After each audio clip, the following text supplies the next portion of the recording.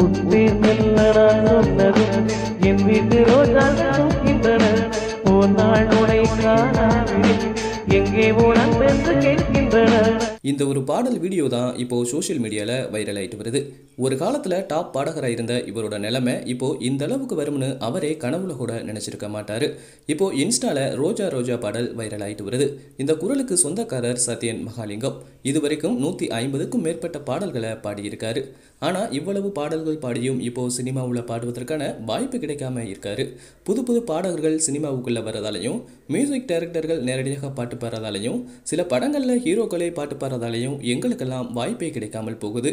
அது மட்டும் இல்லாமல் இப்போ இருக்கிற நவீன காலகட்டத்தில் சோஷியல் மீடியாக்கள் மூலமாக சில சிங்கர் சுலபமாக உள்ளே வந்துடுறாங்க. இதுவே எங்களை மாதிரி பாடகர்களுக்கு ஒரு மைனஸ் பாயிண்ட். சமீபத்தில் ஒரு மியூசிக் டைரக்டர் கிட்ட வாய்ப்புக்காக போயிருந்தேன். அவர் என்ன சொன்னார்னா, அப்போ இருந்த குரல் வளம் இப்போ உங்ககிட்ட இல்லை, இன்றைய காலகட்டத்துக்கு ஏற்ற மாதிரி உங்களால் பாட முடியாதுன்னு என்ன நிராகரிச்சிட்டாரு. எனக்குன்னு பாடக்கூடிய திறமை இருக்குது, நான் வாய்ப்புக்காக தான் காத்துட்ருக்கேன், யாராவது சான்ஸ் கொடுத்தா கண்டிப்பாக கம்பேக் கொடுப்பேன்னு ஒரு இன்டர்வியூவில் சொல்லியிருக்காரு.